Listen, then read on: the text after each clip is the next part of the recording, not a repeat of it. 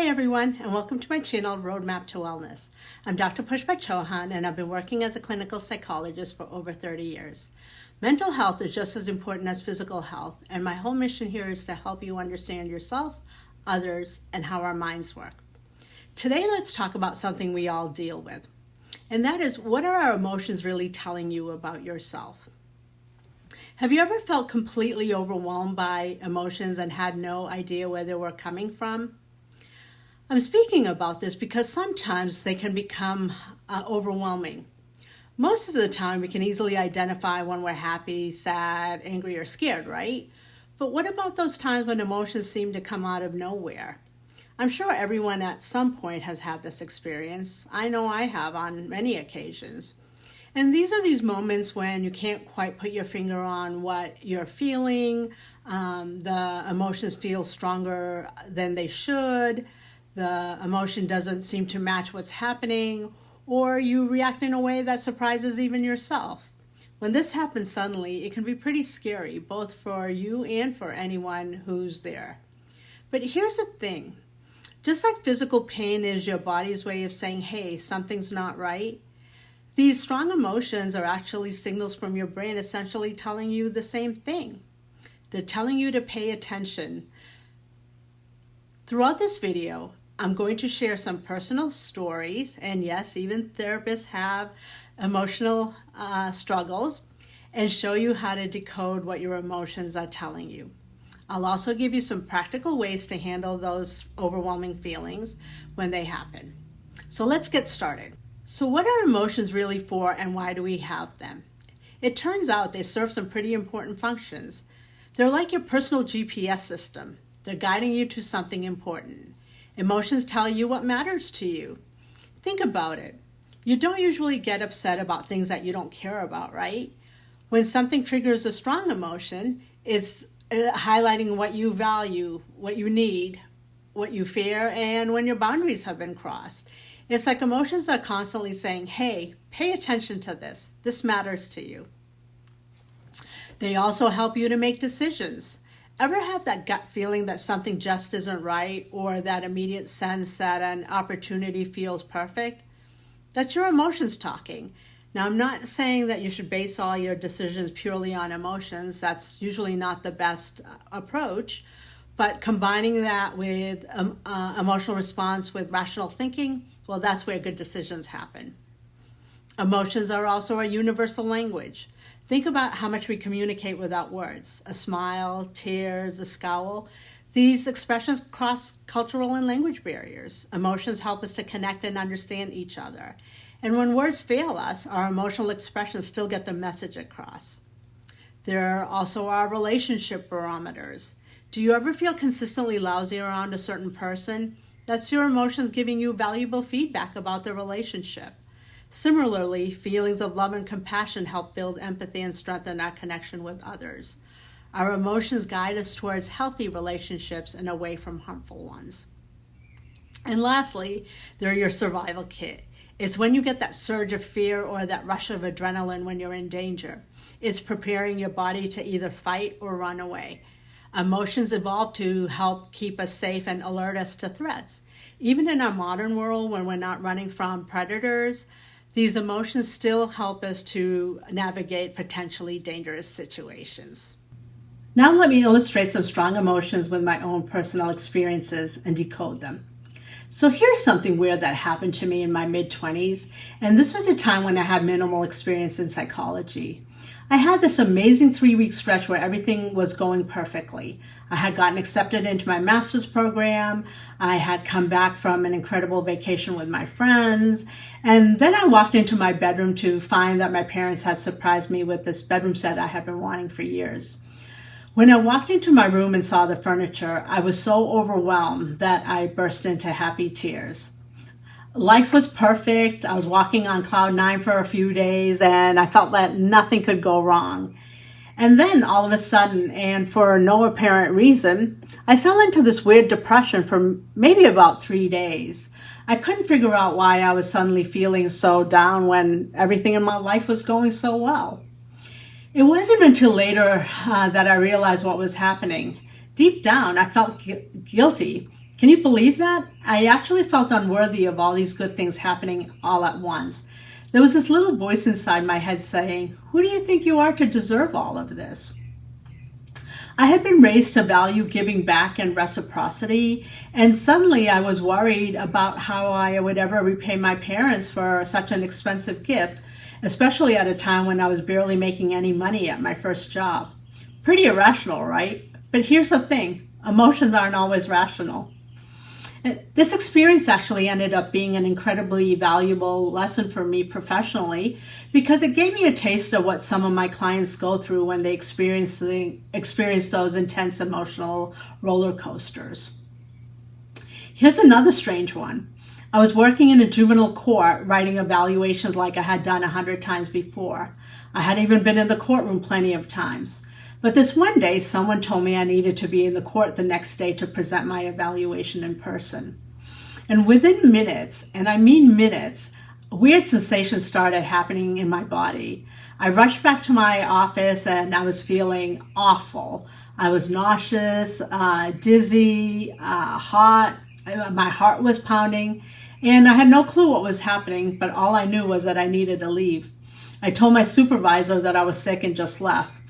I sat in my car with the AC blasting until I cooled down enough to drive home. But the strangest part was that by the time I got home, I felt completely fine. And I was fine the next morning too when I returned to work. It was weird because I really thought it was like a physical illness, or I had wondered if I had maybe eaten something for lunch that just didn't agree with me. I didn't identify what it was until much later, but it was actually a full-blown panic attack. But because the symptoms were so physical, I didn't recognize it as an emotional response. Looking back, I realized that I was terrified of being cross-examined and looking incompetent in front of everybody. Being naturally shy back then, the thought of all those eyes on me triggered that intense emotional response. This experience also helped me when working with people who have had panic attacks. Many people experiencing their first panic attack are convinced that they are having a heart attack, or they feel like they're going crazy. And because of this physical feeling, most of them often end up in the ER. The third example is probably the one that most people can relate to. My husband, without consulting me because I was at work, decided to give something away. Now, objectively speaking, it was kind of important, but not life-shattering. But my reaction, well, let's just say it surprised us both. I felt this wave of anger rise in me that was so intense. I actually clenched my fists, felt blood rush to my face. I instinctively grabbed my keys and actually had to leave the house before I said something I would regret. For someone who's usually pretty calm and collected, this level of anger felt completely foreign to me. Honestly, it was a bit scary. Never in my life had I ever reacted this way. It took me several days of reflection to figure out what had happened there. The anger isn't just about the things he gave away. It was about several things. It was feeling like my opinion didn't matter enough to be consulted. There was a deep-seated fear that maybe my husband might start making more unilateral decisions and eventually become controlling, because many men in my culture could be that way. And surprisingly, it was even connected to a childhood experience where I often had to give up toys to my younger sibling. As a quiet and passive child, I would typically surrender my things rather than fight for them. But that didn't mean that it didn't hurt when things weren't fair or when I felt powerless. Those childhood feelings of things taken from me without a say-so were suddenly triggered all over again in this adult situation. When I looked at the emotion wheel, and I'll talk about that in just a minute, I realized that one incident had triggered so many feelings. I felt disrespected, angry, worried, helpless, fearful, hurt, and excluded. That's so many emotions. No wonder my reaction seemed so over the top. The good news, after identifying all of this, I was able to explain my reaction to my husband. He gained some insight into my childhood experiences and understood why certain situations might trigger a stronger reaction from me. Together, we developed a better system of checking in with each other before making decisions, which honestly improved our relationship. Have you ever heard of the feeling wheel? It was created by Dr. Gloria Wilcox, and it's absolutely amazing. It breaks down our 6 basic emotions into 78 total emotions. That's already a lot. But then I came across this other one on the internet with 130 different feeling states. 130. I'm including the link below. Even after working with emotions for over 3 decades, I was amazed that there were so many distinct emotional states. I had used another feeling chart in the past, but this tool has been such a game changer when working with people. It gives us a language to precisely identify what we're feeling. Instead of just saying I'm upset, you might realize you're actually feeling dismissed, vulnerable, pressured, or overwhelmed, each of which would call for a different response. I highly recommend keeping a copy of this wheel on your phone or somewhere in your home. It's amazing how just being able to name what you're feeling gives you so much more control over it and can dramatically improve your emotional intelligence and communication in relationships. You know what I often ask my clients when they have a strong emotional reaction? I ask them, does this feeling remind you of anything from your childhood or teenage years? And there's a reason I ask this question. Childhood and adolescence are times when we have limited control and sometimes limited vocabulary to express complex emotions.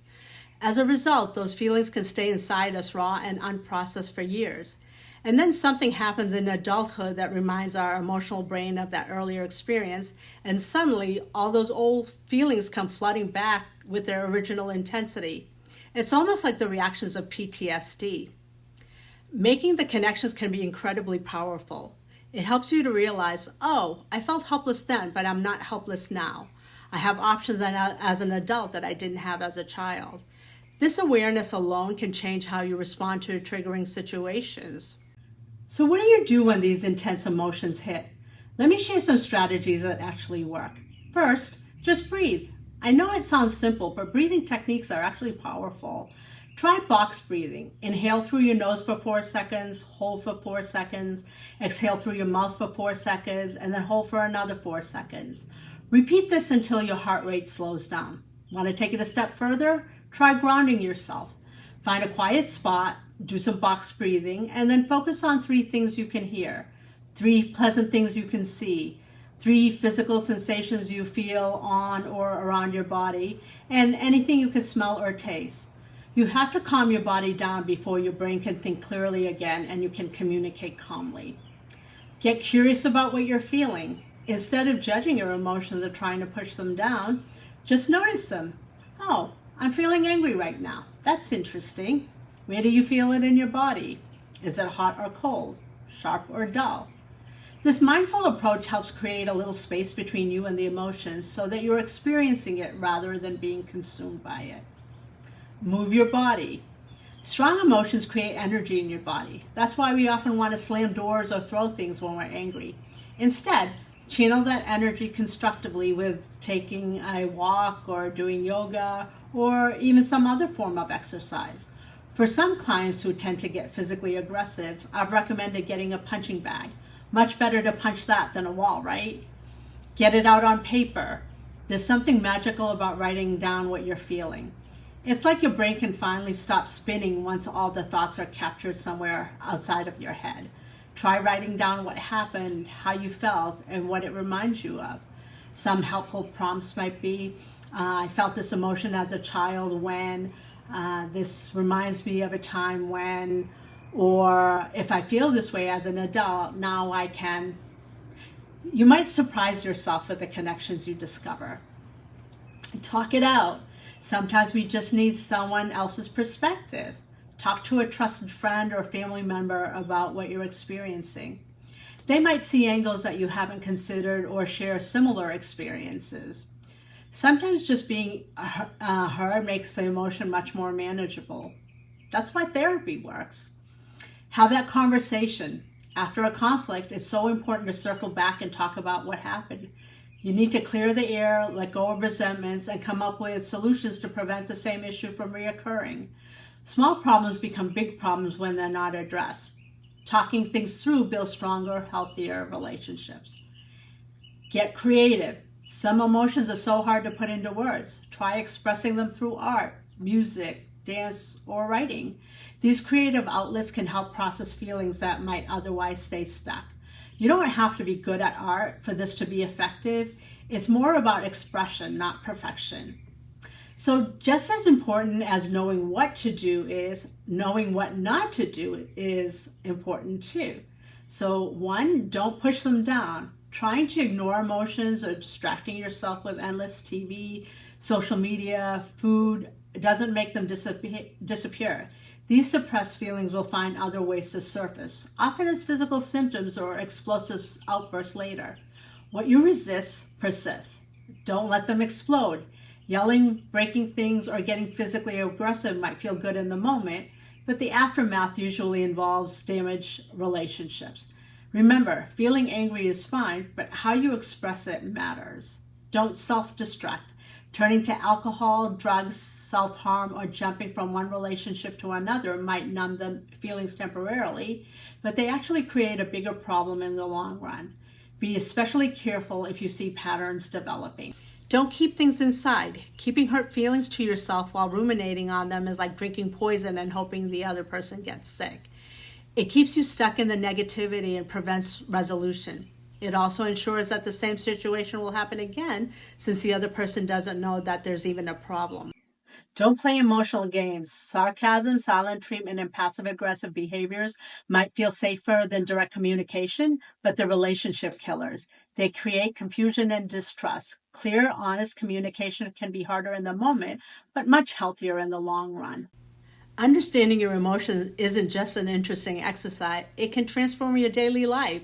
When you start decoding what your emotions are telling you, you'll be able to respond thoughtfully instead of reacting impulsively, communicate more effectively with others, recognize patterns in your emotional responses, and build healthier relationships.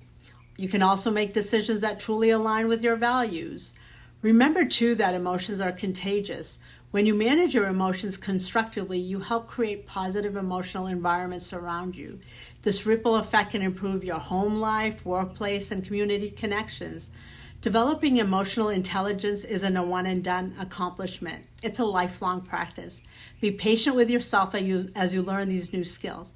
Some days you'll handle emotions beautifully, and other days, well, not so much. But being humans, we're going to make mistakes, and I'm sure we'll have many other chances to keep practicing. So there you have it, a roadmap for understanding what your emotions are really telling you. I hope my personal stories have shown you that even psychologists struggle with mysterious emotional reactions at times. The most important thing is to get curious about them rather than judging them or pushing them away. Next time you feel overwhelmed by an emotion, I hope that you'll remember to breathe, get curious about what it's trying to tell you, and respond in a way that honors both yourself and your relationships. If you found this helpful, please hit the like button and consider subscribing. Share it with your children, family members, or friends so that they too can learn to understand their emotions and communicate better. I'd love to hear about your experiences with decoding emotions in the comments below. What strong emotional responses have surprised you? Share what coping strategies have worked for you so that others can benefit too. And let me know what other mental health topics you'd like me to cover in future videos. I'm here to provide content that is genuinely helpful and that helps you in your wellness journey. Thank you so much for watching, and until next time, be kind to yourself and stay well.